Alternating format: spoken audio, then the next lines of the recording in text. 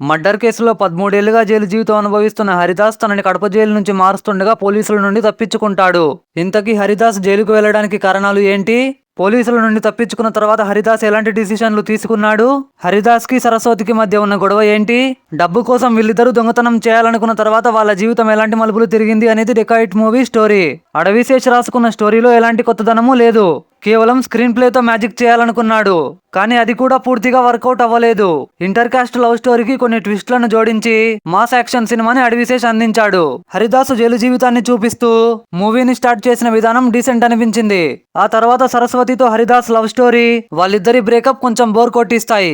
హరిదాసు jail నుంచి తప్పించుకున్న తర్వాత స్టోరీలో వేగం పెరుగుతుంది. ట్రైన్ యాక్సిడెంట్ ఎపిసోడ్, కన్నెపెట్టరో రీమిక్స్ బాగా వర్కౌట్ అయ్యాయి. ఇంటర్వెల్ ఎపిసోడ్ అంత గొప్పగా ఏమీ లేదు. సెకండ్ హాఫ్ లో వచ్చే చాలా సన్నివేశాలు సిల్లీగా అనిపిస్తాయి. క్లైమాక్స్ కు ముందు వచ్చే చేసింగ్ సన్నివేశాలు చాలా బాగున్నాయి. క్లైమాక్స్ ఎపిసోడ్ ఎమోషనల్ గా ఉంటుంది. హరిదాస్ క్యారెక్టర్ లో అడవిశేష్, సరస్వతిగా మృణాల్ ఠాకూర్ యాక్టింగ్ చాలా బాగుంది. టెక్నికల్ గా డెకాయిట్ మూవీ డీసెంట్ అనిపించింది.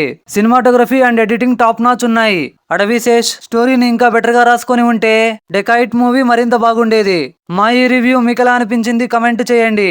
ఇలాంటి మూవీ రివ్యూస్ కోసం ఛానల్ కి సబ్స్క్రైబ్ అవ్వండి. పక్కనే ఉన్న గంట సింబల్ ని ఆల్లో పెట్టుకోండి. మా వీడియోలు మిస్ అవ్వకుండా ముందు మీరే చూడొచ్చు. Until then see you, bye by.